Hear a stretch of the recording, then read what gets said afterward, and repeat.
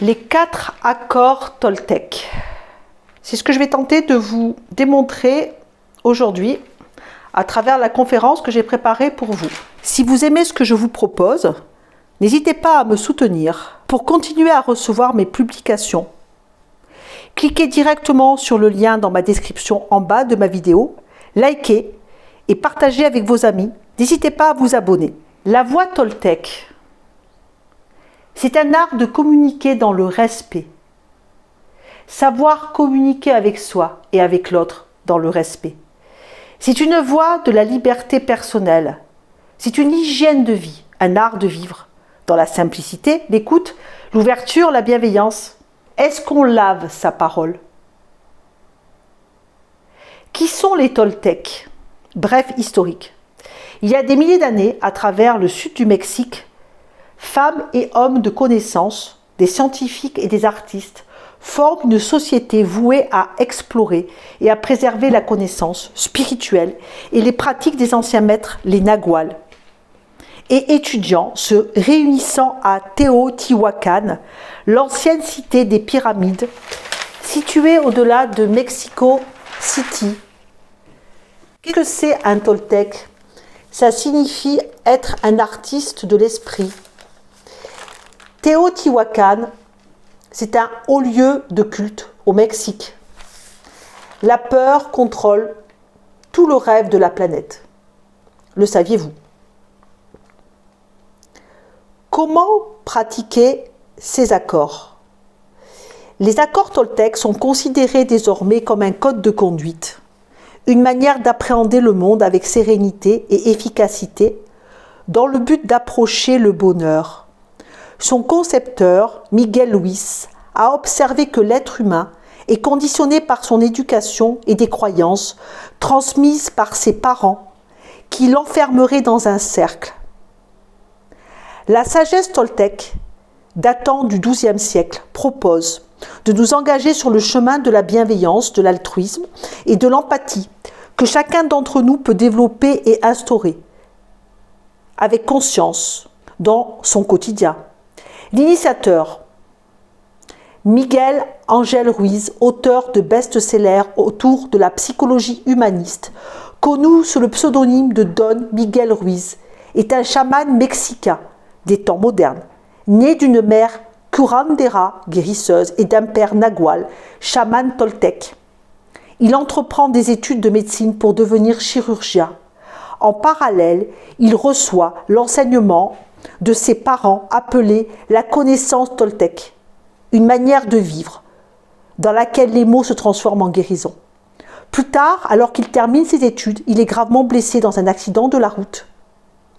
Cette expérience change sa vie car il prend conscience qu'il n'est pas qu'un corps physique, mais également l'artiste qu'il devient et qui crée cette connaissance désormais.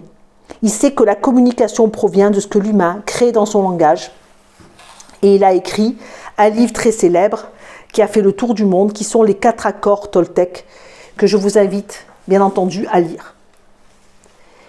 Bien que la tradition Toltec ne soit pas une religion, elle honore tous les maîtres spirituels qui ont enseigné sur Terre. Un mode de vie qui se distingue par la facilité d'accès au bonheur et à l'amour. Les humains rêvent en permanence. Une part de notre esprit juge toute chose et chacun, y compris le temps, les chiens, les chats, tout. Voilà pourquoi il faut beaucoup de temps et de courage pour remettre en question ses propres croyances, même si elles sont erronées, même si on ne les a pas choisies. Il est néanmoins vrai qu'on leur a donné notre accord. Même si on comprend que dans le principe, ces croyances ne sont pas vraies, à chaque fois que l'on enfreint les règles, on subit quand même la critique, la culpabilité et la honte. Si on regarde la société humaine, on constate que la raison pour laquelle il est si difficile d'y vivre est qu'elle réagit par la peur. La peur contrôle la planète. Aucun être humain ne peut condamner l'autre à l'enfer, car nous y sommes tous déjà. C'est pour cela que les humains résistent à la vie.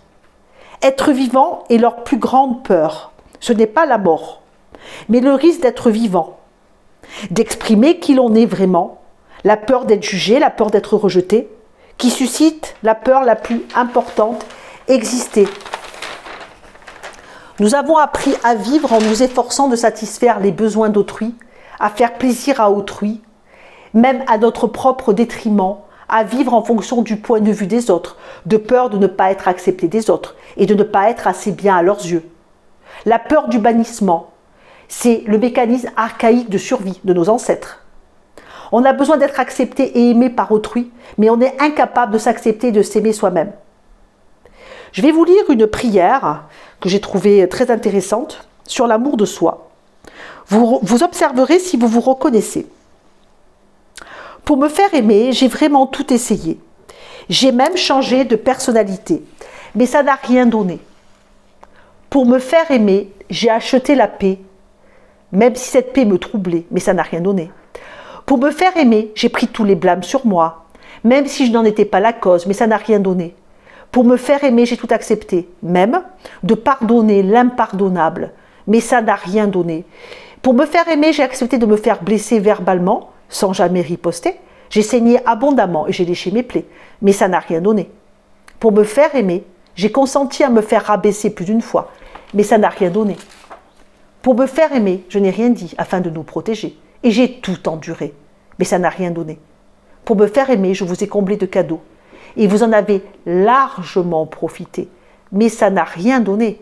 Pour me faire aimer, je vous ai donné du temps que je n'avais pas, mais ça n'a rien donné. Pour me faire aimer, j'ai toujours fait les premiers pas, même si vous saviez pertinemment que c'était à vous de les faire, mais ça n'a rien donné. Pour me faire aimer, j'ai essayé de vous faire comprendre tout en douceur et de différentes façons mon besoin de vous, mon besoin de votre amour, mais ça n'a rien donné. Pour me faire aimer, j'ai finalement compris, après plusieurs années de travail acharné, que c'était moi que je devais tout simplement aimer. S'aimer soi-même est le début d'une histoire d'amour qui durera toute la vie. Si nous sommes capables de voir que nos accords dirigent notre conscience, et si nous n'aimons pas le rêve de notre vie, alors il est souhaitable de changer ces accords. John Lennon a dit un jour une très jolie phrase que j'ai retenue. « Il est facile de vivre les yeux fermés, en interprétant de travers tout ce que l'on voit. » Ça vous parle? Quand vous serez prêt ou prête, il existe 4 accords. Ce qui est l'objet de ma conférence aujourd'hui, apprendre avec nous-mêmes très puissant, à tenter d'appliquer dans notre quotidien et qui nous aideront à rompre les autres accords issus de la peur qui nous vident de notre énergie. Il faut une volonté très forte pour adopter ces 4 accords et tenter de les appliquer dans notre quotidien. Vous verrez le drame de l'enfer disparaître sous vos yeux. Au lieu de vivre le cauchemar de l'enfer, vous créerez un nouveau rêve, celui de votre paradis personnel. Si vous brisez un accord pris avec vous-même, eh bien ce n'est pas grave. Vous vous relèverez toujours et vous recommencerez le jour suivant et le jour suivant. Comme le guerrier pacifique, il est tombé à terre à de multiples reprises et s'est toujours relevé. Et à la 25e fois où il a échoué, il a triomphé. La lumière triomphera toujours de l'ombre. La seule croyance que j'ai et que j'applique dans ma vie est la suivante, c'est la nuit, qu'il est beau de croire à la lumière. Et je vous souhaite à tous et à toutes un bon chemin dans votre légende personnelle. Le premier accord dont je souhaitais vous parler aujourd'hui est le suivant. Que votre parole soit impeccable. Alors, peccable veut dire sans péché, sans faute. Tiré du christianisme et du péché originel. Le plus important des accords est le plus difficile à honorer. Puisque Toltec veut dire intégrité. Parlez avec intégrité. Ne dites que ce que vous pensez. La parole est une graine que l'on sème dans la pensée de l'autre. Au commencement était la parole. La parole est représentée par l'ange dans la Bible. Il était avec Dieu. Et la parole était Dieu. Et nous sommes Dieu. Puisque le divin est en nous. N'utilisez pas la parole contre vous-même, c'est-à-dire en vous jugeant, ni pour médire autrui. Chaque critique que l'on fait est comme un sort que l'on jette et qu'on se jette. Alors, il y a une petite phrase que j'aime bien, qui est la suivante. Nous sommes très heureusement imparfaits. Tu n'es pas parfait, je ne suis pas parfait, et c'est parfait. La perfection est illusoire. Il vaut mieux être un imparfait heureux qu'un parfait malheureux. L'impeccabilité de la parole ressemble beaucoup à l'assertivité. L'assertivité, c'est être capable de s'affirmer sans agresser l'autre. Mais l'impeccabilité est un concept beaucoup plus large, qui englobe les messages que l'on s'adresse à soi-même, mais aussi notre comportement. On peut également faire un parallèle avec la communication « je » de Jacques Salomé. Parler à l'autre plutôt que parler sur l'autre. Un exemple d'une parole peccable, si tu m'énerves, et une parole impeccable, je n'aime pas quand tu fais ça. Par exemple, je n'y arriverai jamais est une parole peccable. Et la parole impeccable, c'est j'ai peur d'échouer. Tu mens, je ne te crois pas.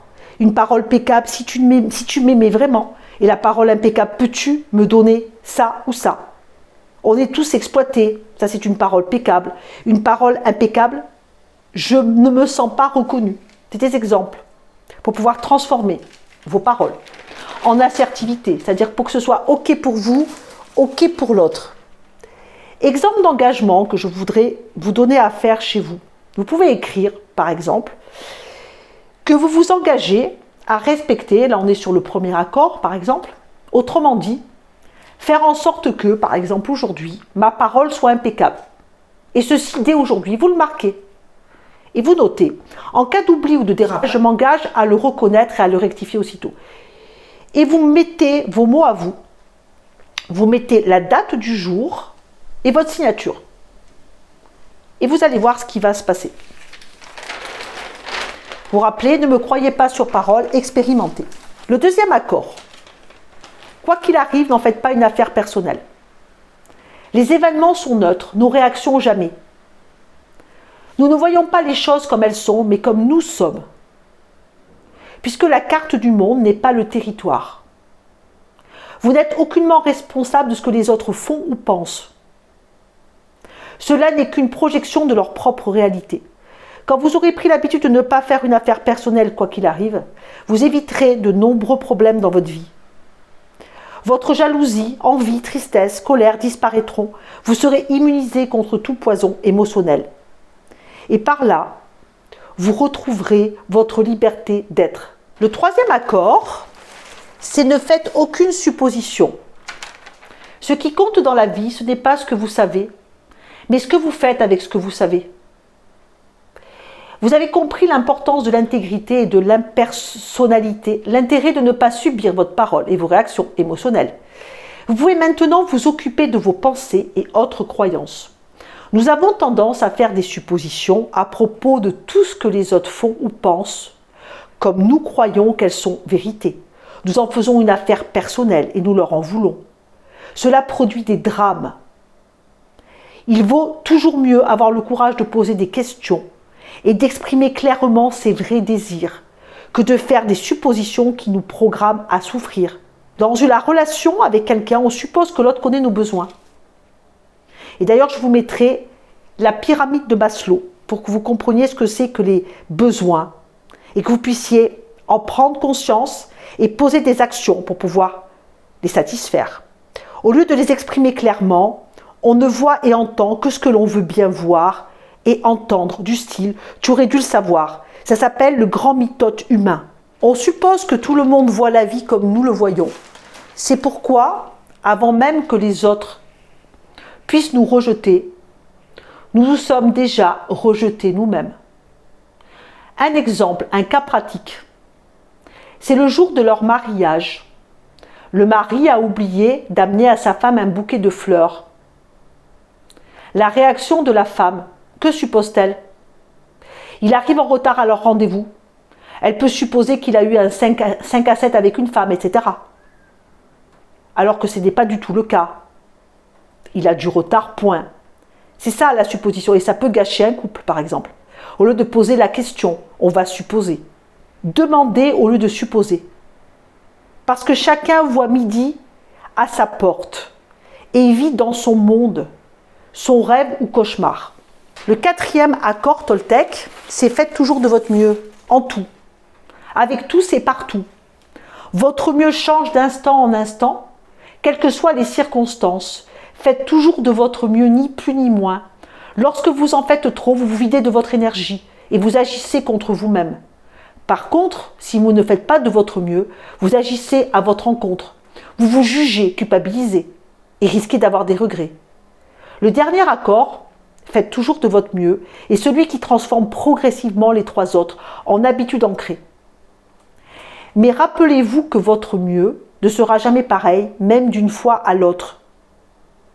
Tout est vivant, tout change constamment. En fait, faites toujours de votre mieux. Ça s'adresse à des gens qui sont dans la soif de perfection. Puisque ceux qui sont dans la soif de perfection, la perfection est illusoire, vous vous rappelez, ça peut gâcher leur vie. En résumé, ne dire que ce que l'on pourrait voir. Répéter aux intéressés sans rougir. Apprendre à tenir sa langue, c'est mieux que de se répandre en critiques négatives. Avant de juger une situation ou une personne, prenez toutes les précautions, posez toutes les questions qui vous viennent à l'esprit aux personnes concernées. Ça vous évitera bien des désagréments. Car qui veut agir trouve des moyens. Qui ne veut pas agir trouve des prétextes. Savez-vous pourquoi la plupart des bonnes intentions et autres bonnes résolutions finissent aux oubliettes? C'est parce qu'il manque quelque chose entre elles.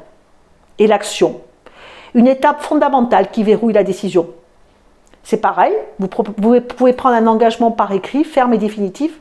Je m'engage à faire de mon mieux chaque jour. Vous mettez la date et vous signez.